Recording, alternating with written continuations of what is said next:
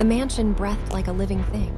Surveillance cameras rotating in synchronized patterns. Motion sensors humming beneath polished marble. Armed guards positioned at intervals so precise Joyce could plot them on a grid. She cataloged each security measure as her heels clicked through the entrance hall, her pulse steady despite the weight of invisible crosshairs tracking her movement.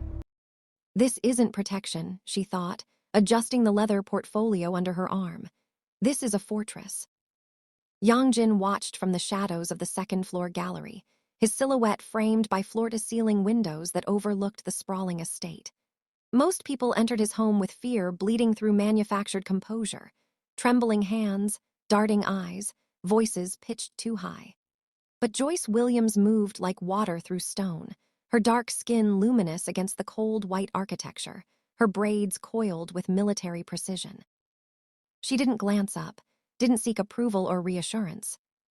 Instead, she set down her things in the main parlor and began organizing, folding the cashmere throws with hospital corners, aligning books by height and color, repositioning a vase 1 inch to the left until the feng shui felt intentional.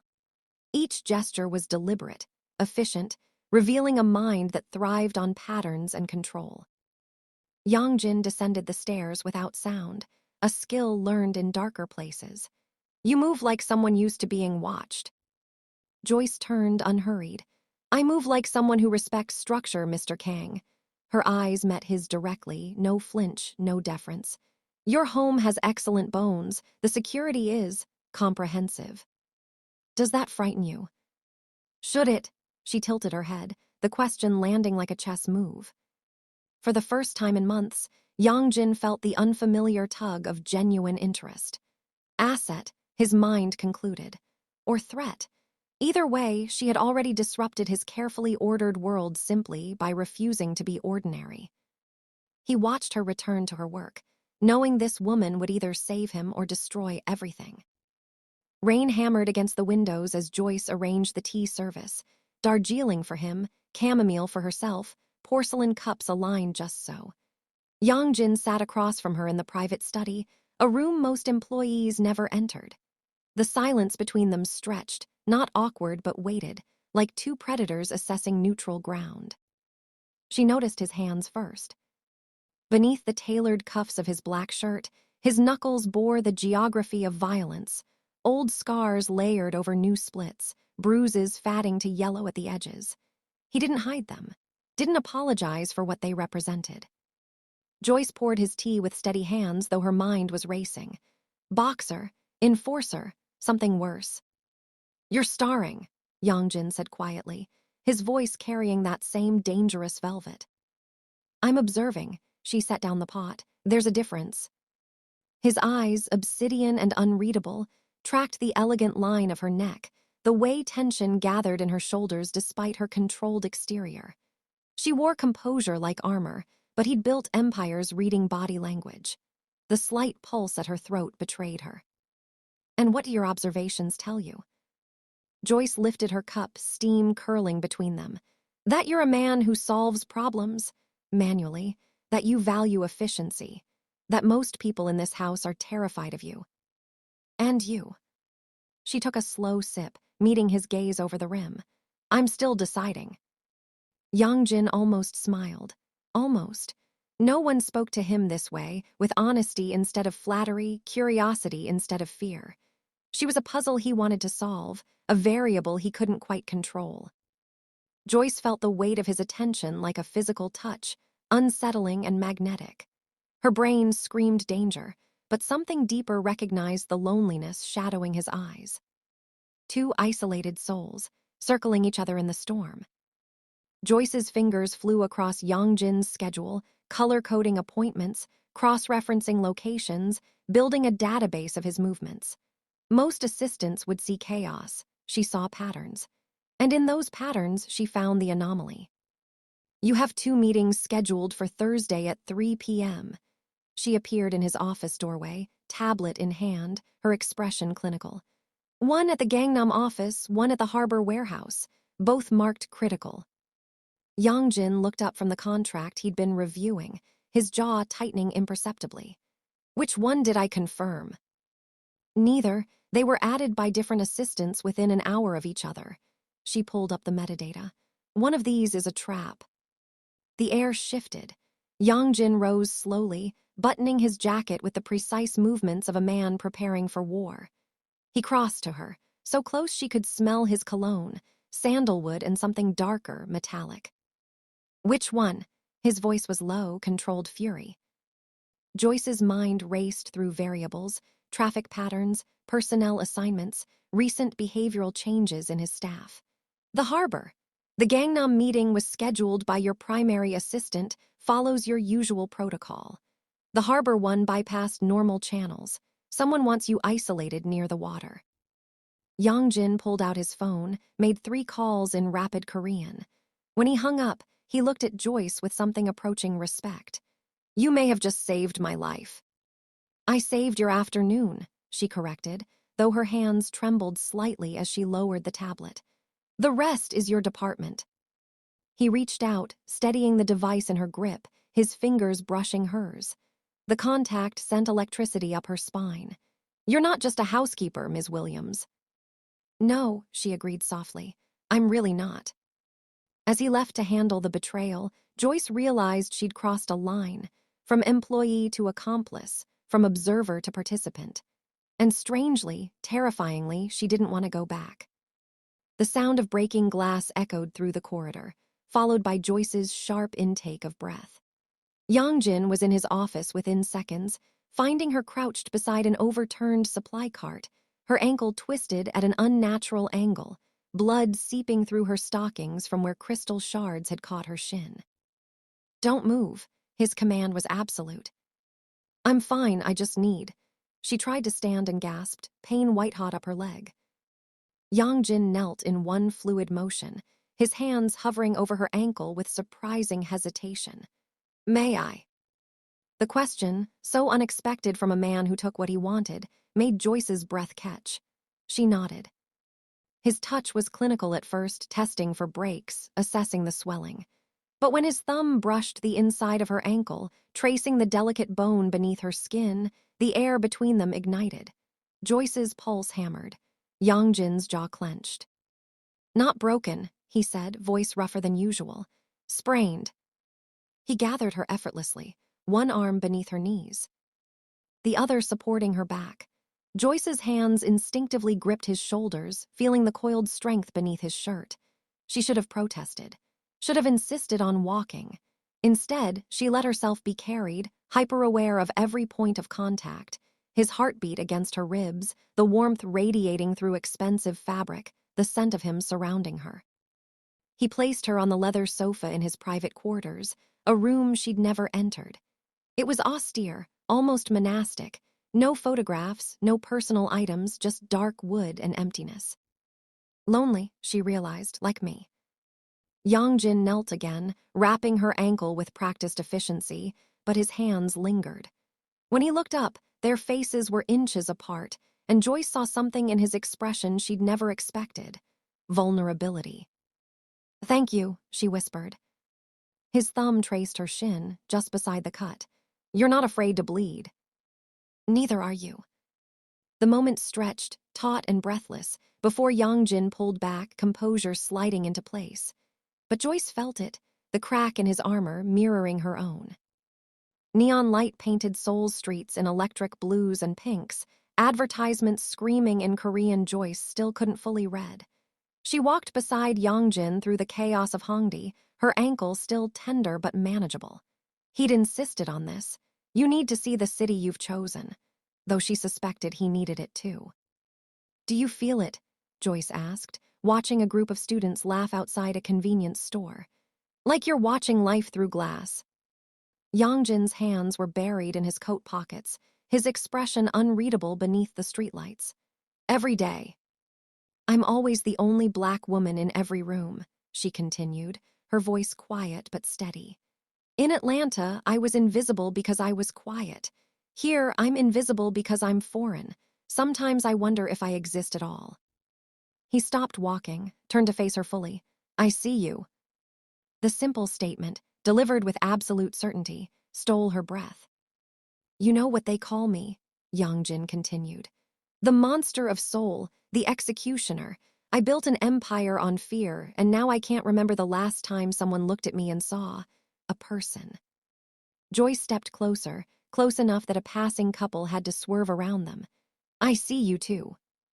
His dark eyes searched her face, finding truth there. In the middle of a crowded street, surrounded by strangers, they were utterly alone together. Two ghosts finding solidarity in shared exile. A street vendor called out, and Joyce laughed. A genuine, startled sound at the absurdity of someone trying to sell them roasted chestnuts in this moment. The laugh transformed her face, lit something behind her eyes that Yong-Jin had never seen. He felt his chest tighten. When was the last time he'd made someone laugh? When had anyone's joy mattered? Come on, Joyce said, surprising them both by taking his hand. If we're going to be outsiders, we might as well eat like tourists. Yong-Jin let himself be led, his fingers intertwined with hers, feeling dangerously, impossibly human. The door was always locked. Joyce had mapped every room in the mansion except this one third floor, east wing, reinforced steel beneath decorative mahogany. She'd respected the boundary for 3 weeks. Until tonight. The lock was broken, hanging loose, the door ajar just enough to reveal darkness within. Joyce's logical mind screamed trap, but her curiosity pushed her forward. She slipped inside. The room was a war room. Maps covered the walls, Seoul, Busan, international shipping routes. Photographs of men and women, some with red X's through their faces. Ledgers filled with numbers that made her accounting background scream fraud, laundering, worse. And in the center of the desk, a leather folder marked with a symbol she recognized from Yong-Jin's ring. She opened it, froze. Coded messages, payment schedules, weapon manifests. And at the bottom, a name she'd heard whispered by the guards, Biko, the White Tiger.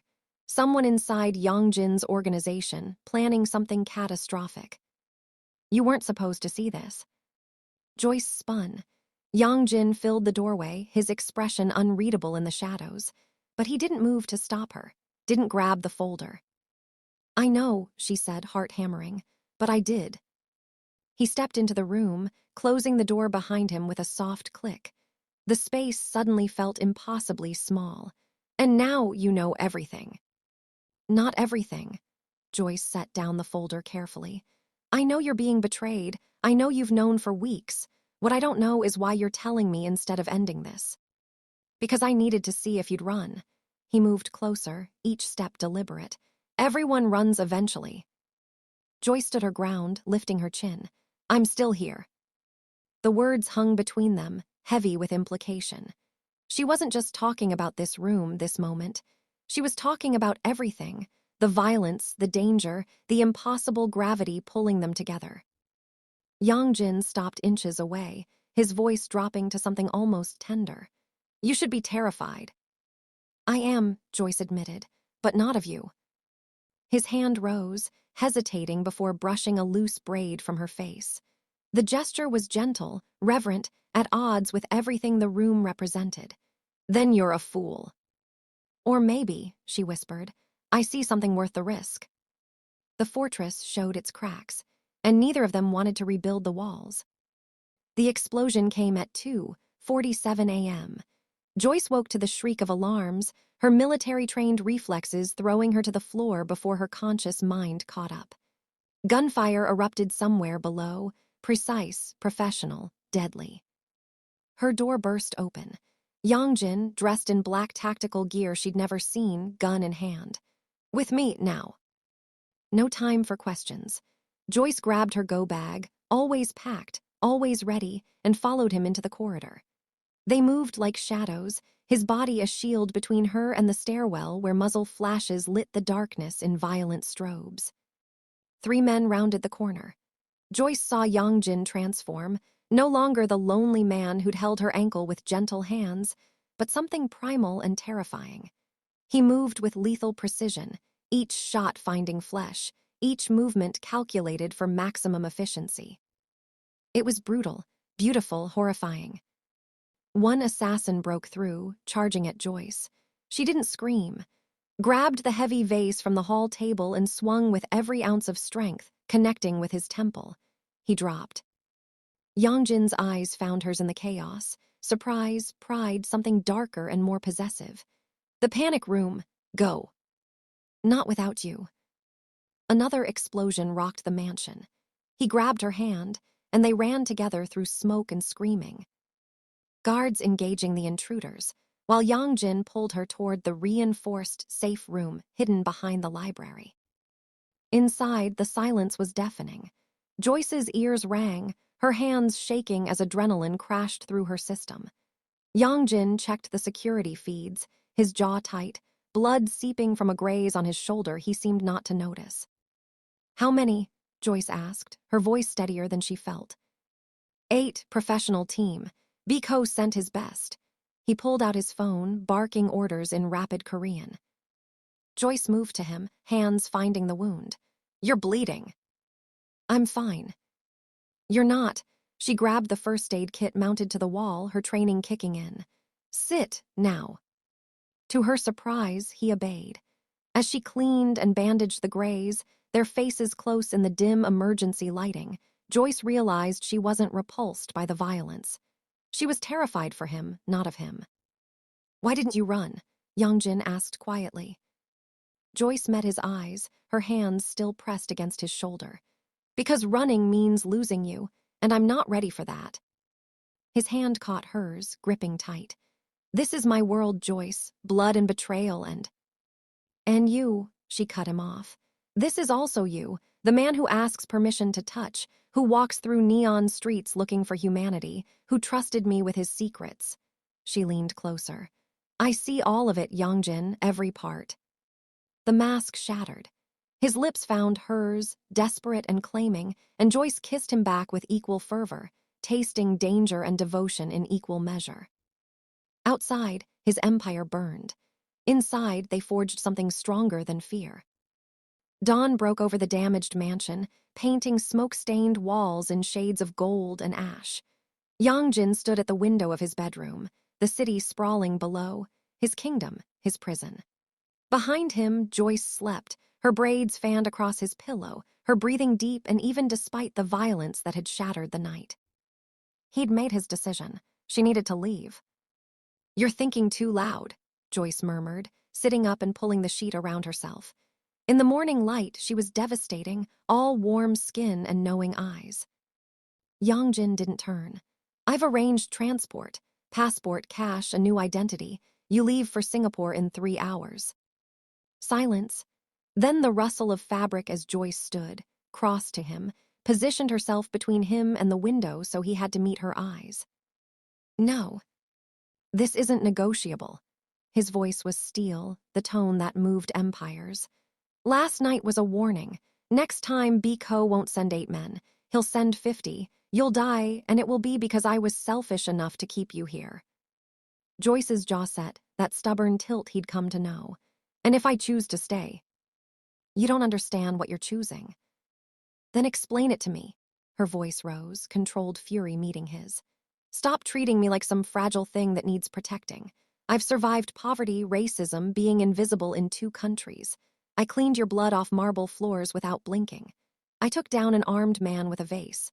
I'm standing here in your bedroom after your home was attacked, and I'm not running. So tell me, Yong-Jin, what exactly do you think I don't understand?" The question hung between them, sharp and challenging. "You don't understand what you mean to me," he said finally, the admission costing him. "I've built everything on control, on eliminating variables. But you..." He reached out, cupped her face with hands that had killed hours before. "You're chaos and clarity. You're the first person who's made me want something other than power, and that makes you my greatest weakness." Joyce leaned into his touch. "Or your greatest strength." "They'll use you to destroy me." "Then let them try." She covered his hands with hers. "But I won't destroy you by leaving. I won't let you push me away because you're afraid. We face this together or not at all." Yong-Jin searched her face, finding only certainty. "You're choosing danger, choosing a life in shadows." "I'm choosing you." Joyce rose on her toes, pressing her forehead to his. "My mind knows it's reckless. My heart doesn't care. And for once, I'm listening to my heart." His arms came around her, pulling her against him with a fierceness that spoke of possession and surrender. "If you stay, there's no going back." "Good," she whispered against his lips. "I was tired of running anyway." The choice was made. Love had entered the battlefield, and neither of them intended to lose. The war room transformed under Joyce's touch. Maps became data visualizations, ledgers became spreadsheets, chaos became patterns only she could see. Yong-Jin watched her work, this woman who'd chosen his darkness, her mind dissecting his empire with the precision of a surgeon. "Biko's moving money through 3 shell companies," she said, highlighting transactions on the projected screen. "But look, every transfer happens exactly 48 hours before a major shipment. He's not just embezzling, he's coordinating with your competitors." Yong-Jin leaned over her shoulder, his hand resting on the back of her chair. "How did my auditors miss this?" "Because they're looking at money, I'm looking at behavior." Joyce pulled up communication logs, cross-referenced with the financial data. "He uses the same courier service for personal deliveries and corporate communications. Amateur mistake. We can intercept, feed him false information, turn his own network against him." A slow smile spread across Yong-Jin's face, the predator scenting victory. "You're brilliant." "I'm thorough." But she smiled too, that private expression reserved only for him. "There's a difference." For the next 6 hours, they orchestrated the takedown like a symphony. Joyce fed Biko's couriers modified intelligence about a fictional weapons shipment. Yong-Jin positioned his loyalists at every intercept point. When Biko's forces moved on the fake location, they walked into a trap that left his organization decimated. By midnight, it was over. Biko was in custody, his associates scattered, the threat neutralized. Yong-Jin found Joyce on the balcony, the Seoul skyline glittering beneath them like fallen stars. She'd changed into one of his shirts, the fabric drowning her smaller frame, her braids loose around her shoulders. "We make a good team," he said, joining her at the railing. "The monster and the maid." Joyce laughed, the sound light and unburdened. "They'll write terrible fanfiction about us." "Let them." He pulled her against him, his chin resting on her head. "As long as you're here to read it to me." She turned in his arms, rising on her toes to kiss him, slow and deep and full of promise. "Where else would I be?" "Somewhere safe, somewhere normal." "Boring," Joyce declared, her eyes dancing with mischief and love. "I didn't cross the world to be normal. I came to conquer Seoul." "And did you?" Yong-Jin asked, though he already knew the answer. Joyce's smile turned wicked. "I conquered something better, the man everyone else fears." He kissed her again, there on the balcony where the whole city could see, the monster of Seoul and the woman who refused to be afraid. She wasn't just his housekeeper. She was his partner, his equal, his queen. And together, they were unstoppable. The empire still breathed danger in every shadow, but now it had something it never had before. Hope, wrapped in dark skin and brilliant braids, armed with spreadsheets and unshakable courage. Joyce Williams had come to Seoul looking for safety. Instead, she found her throne.